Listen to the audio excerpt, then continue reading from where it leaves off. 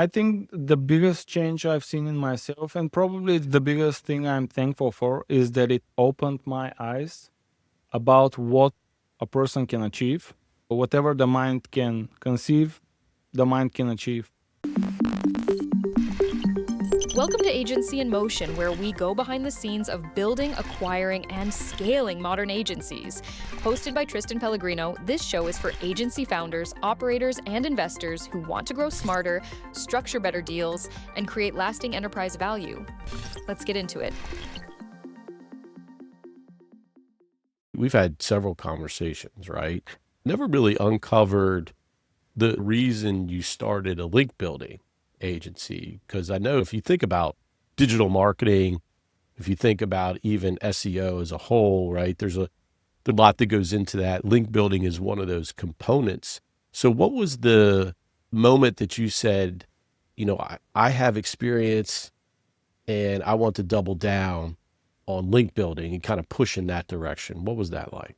Well, it's multifaceted in a way, because if I have to give you like a short overview, it's when I was in Generalist Hill, basically, when we were like SEO freelancers who are getting bad fit clients, trying to improve their work, and how that basically industry and how that bracket is with its upsides and downsides.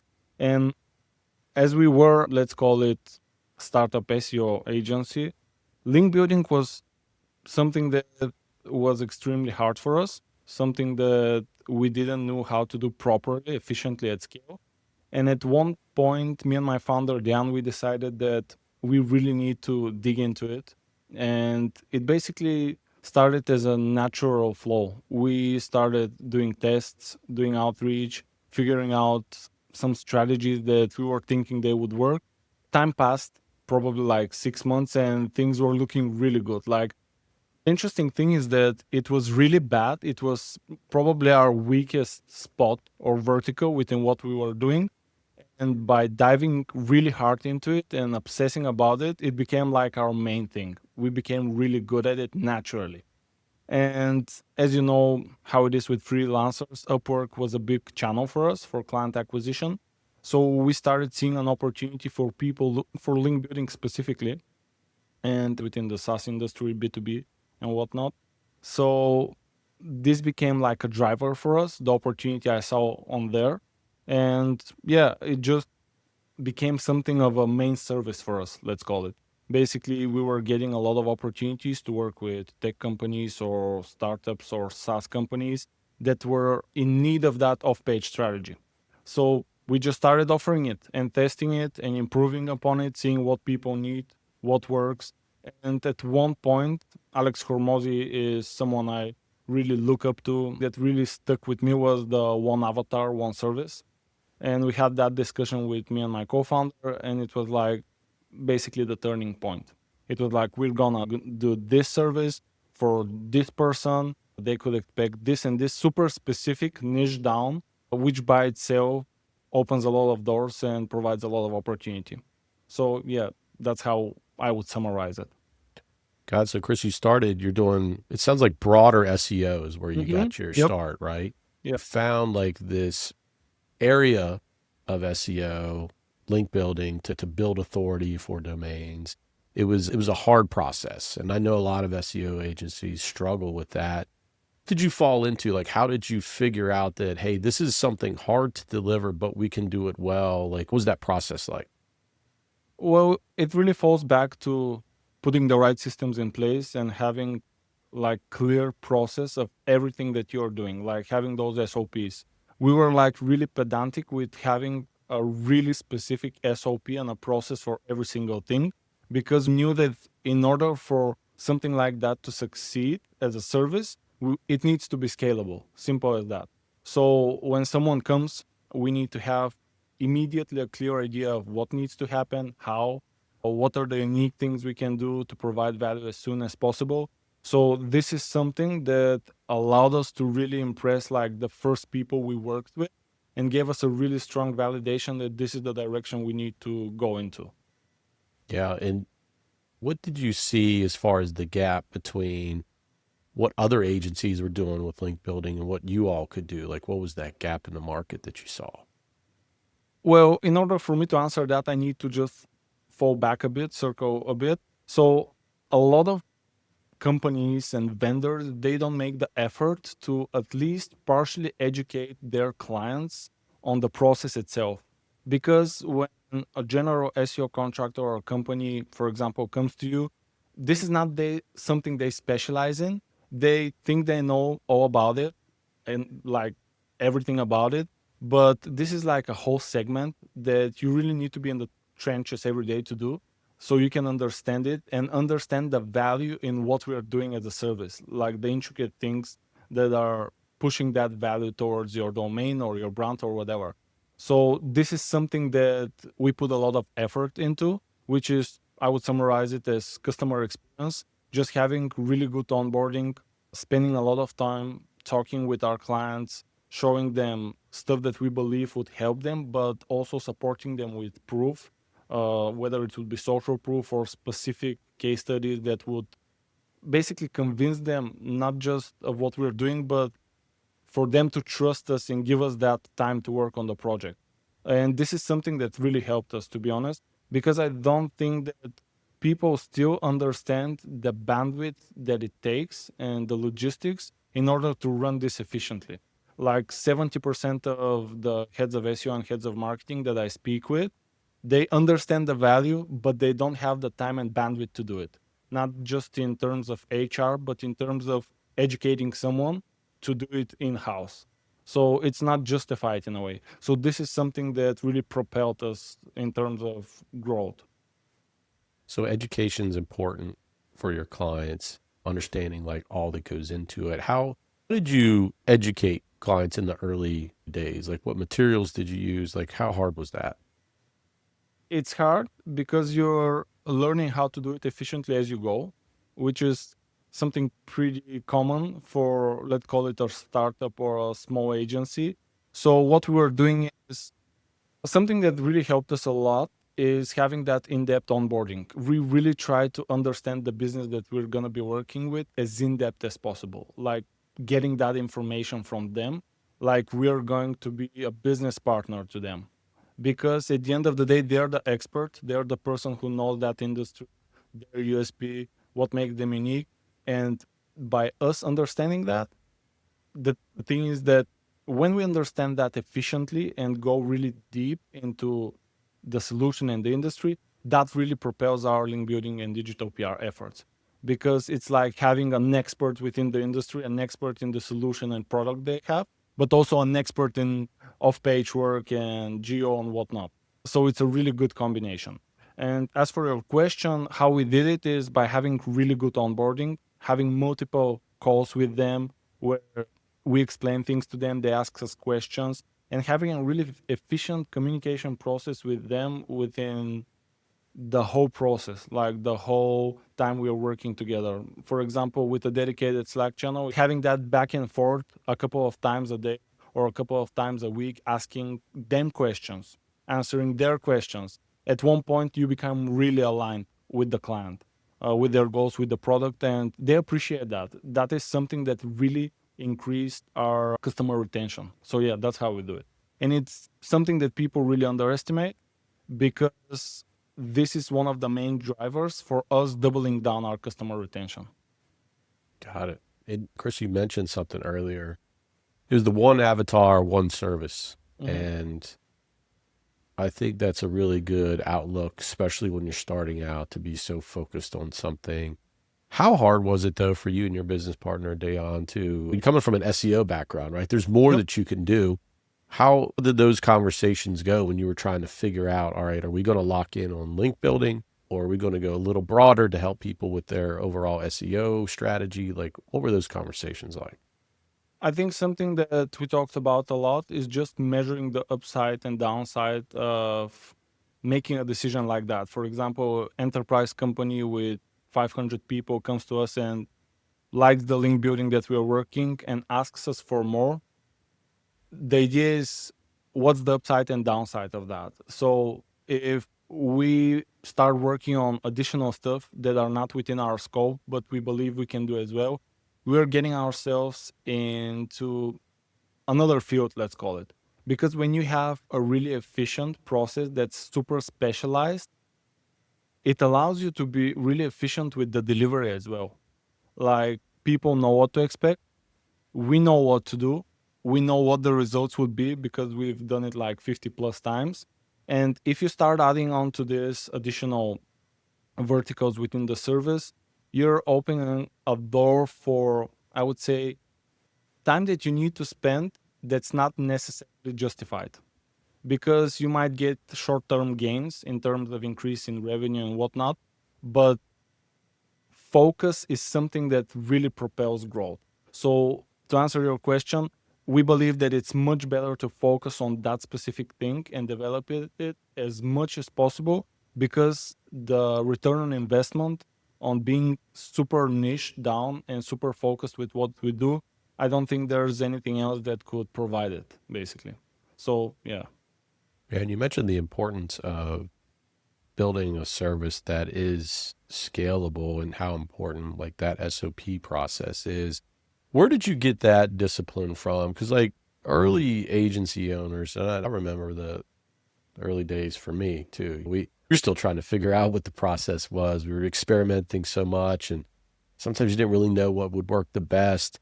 Like, how did you start off with your agency? Did you create a process on day one and say, hey, here's how we're going to deliver link building services? Or did that come after a few clients? What was that like? I wish, to be honest. I think it got like, we probably did like 1,000 plus iterations, like literally every single week or every day something new was changing. And a lot of it was internal discussion that led to changes, but a lot of it was conclusions that came from servicing clients, just talking with people and seeing how they react and seeing stuff that we show them within our process, within our delivery and product, and how they appreciate it, what they find interesting. Just that loophole of feedback and internal discussion with me and Deyan. And at one point, it became like really natural for us. We're the type of people that are really afraid of chaos, especially Deyan. He's like really pedantic, and it's something that in the beginning really rub off on me. So yeah, it came naturally. But I think the biggest reason was that we're still talking about, like the loophole of delivery, feedback from the people, thinking about if we were in their shoes, what we would want to see, what would have an impact on our, let's call it, happiness within delivery and whatnot, and just testing it out. Still to this day, like probably twice a week, we have a discussion about this. And since the team is bigger, we have more people to discuss with, which is a net positive, more feedback to get. So that's definitely something that helped us a lot in that direction. Yeah. And how do you get some of that feedback? Did you talk with customers quite a bit in those early days? Or like, what was that process like that you got feedback from those early customers? The communication was literally like with a boyfriend and a girlfriend. We do something, we update them, even small updates. People and customers specifically like feeling involved in the process.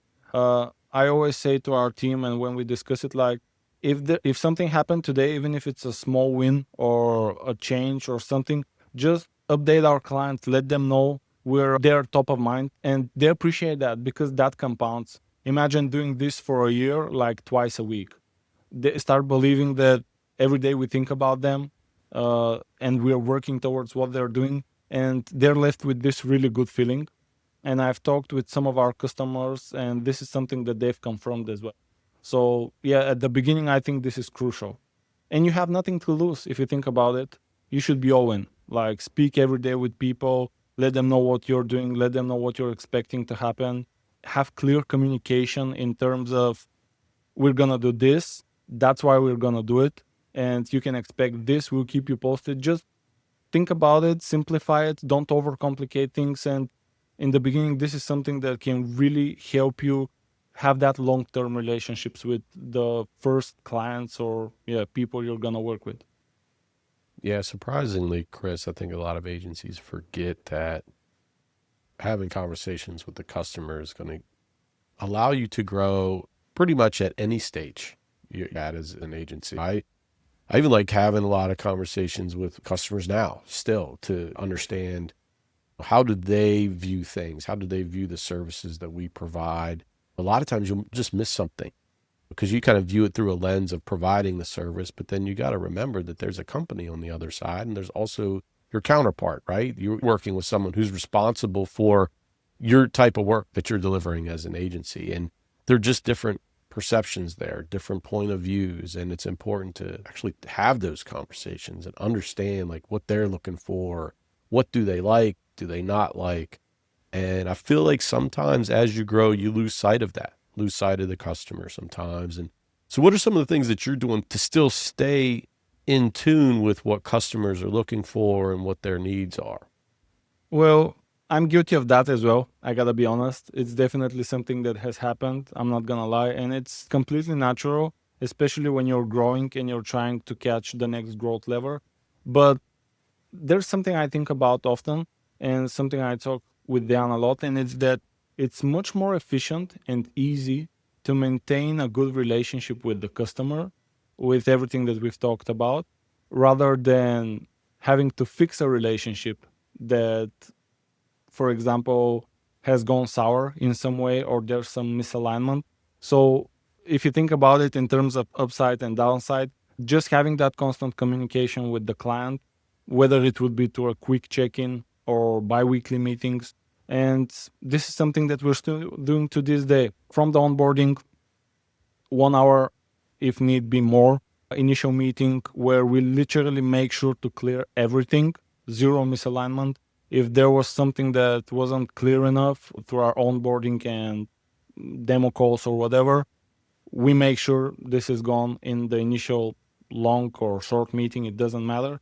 And after that, we have an SOP for pretty much any type of communication, from the reporting to the delivery. Something that we started doing a lot is, and thinking about a lot, is exit interviews. So whenever someone decides to stop working with us or pause working with us, and this came actually from a discussion with you, we decided we would really push into having that 5, 6 really important fundamental questions when they're pausing or stopping, so we can reflect on what is happening and get their 2 cents, like their honest feedback, because this is something that would probably immediately help us improve on, literally like the day after we see it. So yeah, this is something that we've been doing a lot and still doing. I gotta say, having that bigger team and having that culture that me and Deyan have and mindset for keeping up with clients, having that communication, we managed to pass that down to them. So this helps a lot. I gotta be honest. They're doing a lot of that as well right now. Yeah, since we're talking about your team, that's always a big turning point for an early agency, right? You have you and your business partner, Deyan. You're providing link building services, right? You started it from day one. You all are working together. When did you decide, or when was the moment that you said, we need another team member? I think this is something we've been talking about since the beginning, because it might sound surprising, but we saw the opportunity in terms of volume. There was plenty of companies and heads of growth that needed that. And we were talking about all of those SOP processes that we are currently doing. One of the main, I would say, ideas behind them is that if someone comes, it would be much easier to onboard them, educate them, pass on everything that we've learned, or at least the majority of it, so that they can start helping us with the process and with delivery. And thank God we did it, because when it happened, this really helped us. As for the turning point, it was when we got a really big client that came, I would say, pretty surprisingly. And it was like a really specific discussion we had. It was like, man, we can't handle this. This is an enormous client. This is like a really big opportunity. We need to act now. We already had some people in mind, and we were like, we need to speak with them right away. And it was, I would say, we were really lucky that they actually were open to it, and they were like, yeah, let's do it. Let's try it out. So I just started onboarding them like literally 2 days after. And yeah, we were handling internally, me and Deyan, the client, and at the same time we were onboarding the first person that were going to be working with us, teaching him, showing him the ropes. It was like really long hours and it was a lot of pressure, but this one client allowed us to extremely efficiently develop our service in the span of probably something like 16 months. Yeah, it's interesting, Kris. Like when you think about bringing on your first employee or even a part-time person into your company, a lot of individuals feel like, oh, all right, someone's going to come in, they're going to help us, they're going to take work off of our plate. But it sounds like in your case, you had to work even more Yep. in order to get this person folded in. What does that feel like? Because you're spending money, obviously, you're investing in someone, you're working more, you're less profitable. Like, what does that feel like when you're making that change there from going from you and your business partner to actually boarding a team member? I think it's just perspective. Like something really stuck with me, something that I watched from Alex as well. It was that everything that you're doing and everything that is happening and any change that you're making, there's a trade off. So, what was the trade off? The upside is that we're onboarding a new team member who is gonna help us grow, help us develop our service. The trade off is that for the next 3, 4, 5 months, I need to work probably twice as much. Is it worth it? Yes, simple as that. It's a growth lever. Yes, simple as that. So that's a decision that you're gonna make and you just act on it. I have never thought that I'm not gonna do it, or I have never thought about not doing it. Either it would be me or Dan. So yeah, that's how I think about it. And to be honest, that's how we think about it still to this day. Like everything has a trade-off. If you want to get something, you want to give something. So yeah. Yeah, I agree with that. I think a lot of it does come down to perspective because let's face it, Kris, you and I have talked about it. There are long hours in agency work, and there's just no doubt about it. You're going to work more as an agency owner than what you are internally. And I think you do have to keep that perspective and say, hey, I'm building towards something. The time that I'm investing in this person or in this process, even if it doesn't work out in the best way possible, I still have learned something. I brought someone into the team and it'll be better next time. And that's something that we do. Every person that we onboard, every customer we onboard, we're like, hey, can we do this a little better? Or this doesn't feel right now. We can make this process a little better. And I think it is just a constant evolution. After that first team member you onboarded, what were some of the biggest things you learned for the next person that you brought on? The first thing that comes top of mind is probably patience. Like every person has their own pace. You really need to be patient and take the time that probably someone took with you and try to understand that something that you struggled with might not be the thing that this person struggles with. And having that perspective and that patience mindset is something that actually that person would really appreciate long term. And it's something that would actually make them, I wouldn't say believe in you, but stick with you is something that's probably more accurate. So this is something that really helped us from the beginning. And I gotta say, I'm just lucky that it turned out like that. This is a reflection moment for me because this is something that I really reflected on and understood after this happened, basically. Yeah. And with bringing on team members, it's hard. You've got a lot of work like we talked about, and you have to have patience. Like you said, how hard is that to have patience, but then also be hungry for growth and know that you want to get to that next level? Like, how do you deal with that struggle?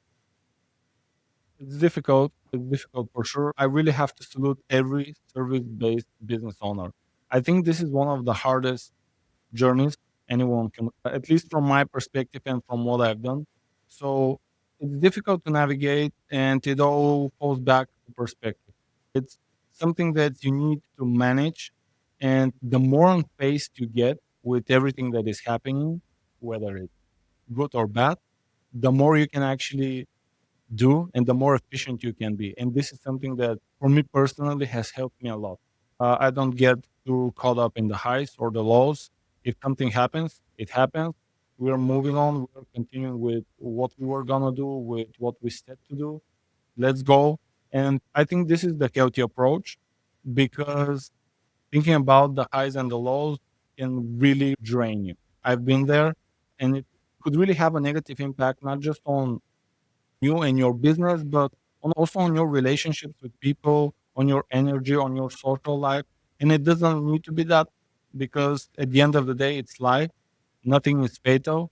Just do what you got to do. If something happens, it happened. Move on. That's it. There's nothing you can do. And this is something that service based businesses will teach you no matter what. The sooner you understand, the better. Yeah, I agree. It's like agency work at the end of the day is just professional services, and Yeah. like that was my background. I didn't start off in agencies. I worked in large IT companies. I was a consultant out of school, and I feel like you learn so much just being in professional services that I feel like a lot of agency owners can really do any kind of professional services company because it I all agree. like really applies across the board, some of the things that you learn. That said, there are some things that are just inherently difficult about running an agency. And what do you think, given the state of SEO now, if we could even pivot back to that, right? Like SEO is changing a lot, especially in the last year or so, and link building is a part of SEO. It's changing so much. Like, what's the hardest part about staying in tune with what's changing, but then also providing your service? Like, how are you balancing that? I think there's a lot of noise in the industry. Everybody is talking about the newest thing, the newest approach, the newest strategy. But at the end of the day, I would say probably 70% of what is being said on LinkedIn is to actually drive you into a funnel and for people to monetize you in some way. So I think the easiest thing you can do is have conviction for what you're doing. If you believe that what you're doing is going to have an impact, is going to work, just cut through the noise, speak with people, have that clear process. Don't stop doing it if something happens, and just get the feedback of the people you work with. They're like literally the first person that you can ask in what direction the industry and your ICP is going in, because those are the people that you're currently servicing. And they could be your immediate feedback into actionable information. So, yeah, this is something that we talk about a lot. And also, there's the case with uncertainty, like with any agency. I think it doesn't matter if it's a big, medium, or small agency. Everybody is working on sales, everybody is working on brand building. It doesn't matter if there are 500 people or more, or if it's an enterprise agency. This is something that you work till you're like probably, I don't know, dead. So, yeah, this is something that has helped us navigate things a lot. And I also see that a lot of the people that we service, a lot of our ICP is starting to cut through that bullshit. Excuse my language, but yeah, you're getting fed up at one point with everything that is going on. And I think this is an opportunity for every agency and agency owner to actually capitalize on. Just speak with people, show them proof, and give them a chance to actually give you their feedback and have that conversation, because most of the cases those conversations would probably lead to what you're trying to do, which is work with more people, service more agencies, service more businesses, and grow your business as well. Yeah, and Chris, you talked about like what you see on X or Twitter or Link. You see a lot of, I don't know, people, I think, saying these outlandish things, right? It's like, this is dead, that's dead, or this is the only way to move forward, or this is the only way to do SEO now. And you see so many absolute statements. How do you cut through that stuff when you are talking to customers? Like, how have you had to change maybe your pitch or your proposal to respond to some of these things that's out there on the web, and we know all of our customers are seeing it? Well, it's definitely something that comes up like more and more. It's probably something regular now, especially in early discussions or discovery calls.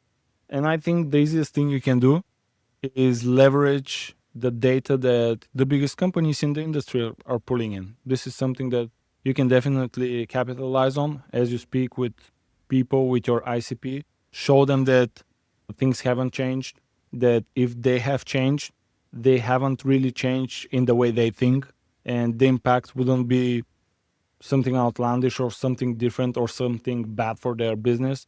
They just need to pivot. Simple as that. And I think this has helped us a lot, showing them statistics, surveys from big companies and big vendors within our industry, and actually showing them our own experience and our own case studies and our own insights into what we're doing like literally every day. And to be honest, you probably might be surprised, but most of the time people agree and they lean towards that initially, even if we don't say it outright in the beginning. Yeah. And Kris, we talked about how link building's changing and like how you brought on team members and you've experienced that growth.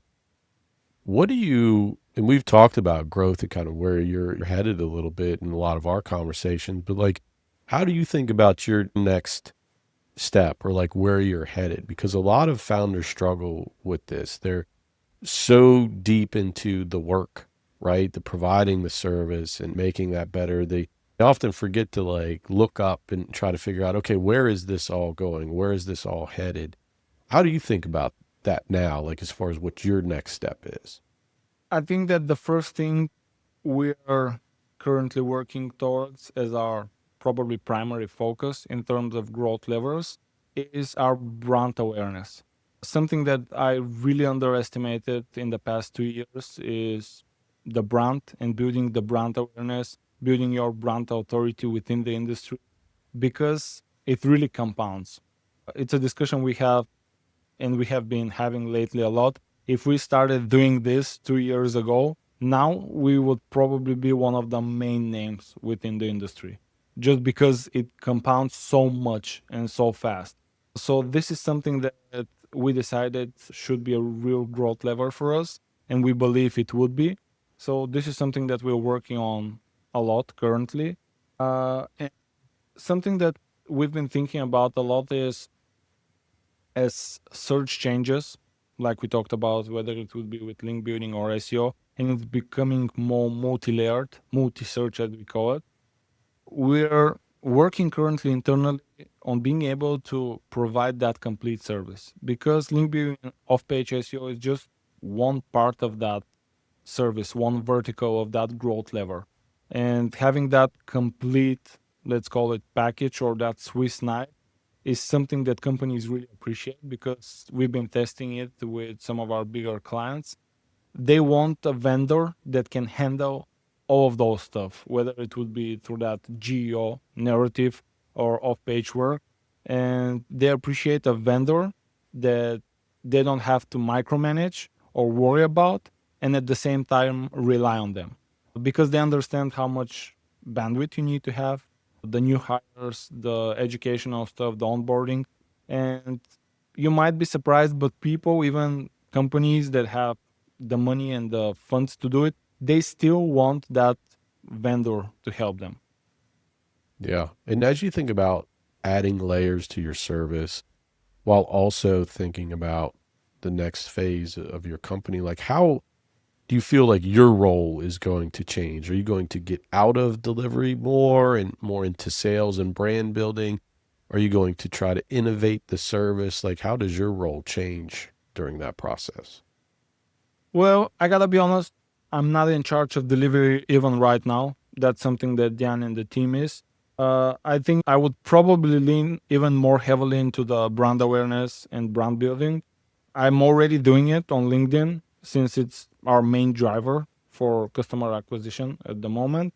So I think this is something that I'll probably be doubling down and tripling down, which is something that I'm already starting to do since our last conversation, like a few weeks ago. Yeah. And when you're focused on that, do you find that it's hard to push more into that side of things, or do you feel like that feels almost more comfortable for you? Like, how do you feel about that change and doubling down more in something that doesn't necessarily have immediate impact, right? You kind of have to have that compounding effect that you're talking about. So you have to have back to a word that you use, patience, right? Yep. And like, how Yep. do you wrestle with that? Well,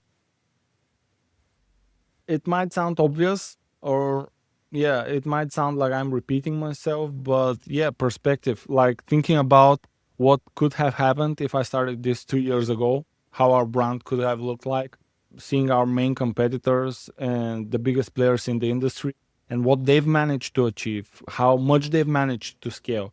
This is like a fuel for me. It's probably my biggest driver because I already have validation that this works, that it compounds, that it's achievable, and also I have a validation of what might happen if we achieve that. So having that clarity, that perspective, and again that patience, it basically allows me to get up every day and do that without overthinking it, which helps a lot because in the founder world, in the agency world, overthinking and constantly thinking about stuff and worrying, it's something that can really, yeah, tire you down. So yeah, this is something that helps me a lot. Yeah, I mean, talk about feeling that weight challenges. And I still to this day, like sometimes I go to sleep and it's like, I got these things racing in my head. I can't get them out. And it's like you're trying to figure out how to solve things. You're trying to go to sleep at the same time. It's hard to do. And Yeah. that's a lot of people don't understand that unless you're a founder and you've been through that. But your job is no longer 9 to 5. I mean, you are literally thinking about your company pretty much all day, every day. And it's hard. And that said, like Kris, like what maybe the biggest thing that you're working through right now, like at the stage of your company? So something that I'm currently putting as a priority is our website, building out our inbound and building our brand in basically any AI model. We want to show up everywhere. When people are looking for link building vendors, SaaS link building companies, we want to be there. We want to be at the top places and the top listings. So this is something that we've been working on. We want to show up in ChatGPT, Gemini, Perplexity. It doesn't matter. AI overviews. We basically want to be everywhere. YouTube, name it, we need to be there. With that multi-layered search, this is something that compounds, and it compounds in a really interesting way because when you do it efficiently, it's like a snowball effect. You start getting more mentions, you start getting more coverage, you start getting more exposure. So there's literally zero downside into investing time, energy, money into building your brand. And this is something that I'm a bit disappointed that I didn't do. Let's not call it bitter, but you learn as you go. There's so much more to learn and so much more that I'll probably be disappointed about. But yeah, this is definitely a priority for me right now because the other vertical is already working pretty well, which is our outbound. Yeah. And Kris, last question for you. I'm a older agency owner, so I think when I look at myself, I've changed a lot over the years. How have you changed personally since your agency has been around? Like the agency has grown, you brought on team members, but like how have you changed? I think the biggest change I've seen in myself, and probably the biggest thing I'm thankful for, is that it opened my eyes about what a person can achieve, even though it might seem unachievable or even though it might seem like far fetched. People, whatever the mind can conceive, the mind can achieve. Never thought that we would be able to do that in less than 3 years. Not that it's the biggest achievement, but it's something that not a lot of people can come and say that they've done. And if you had asked me before that I would be able to do that in a fairly short period, I don't know if I would say yes. And yeah, because once you get your mind opened into believing that you can do anything you want, you literally have to have patience and willingness, nothing else. Then it's basically up to you to decide what you want to achieve, when you want to stop, how far you want to go. So I'm super helpful for that because this is what business taught me, and this is what our business taught me, and what it made me become. And the second biggest thing is that it helped me become more unfazed about things. If something bad happens within the business, within something that I don't have control over, it literally taught me aggressively to have that perspective and think about things as they go. If something happens, it happened. You just move on, make the best out of it, and there's literally zero upside into looking backwards. So this is something that even if you don't want to, business will teach you. Like, this is one of the best lessons that you can get. And everyone that has a business, small, big, whatever it is, they've been taught that at one point.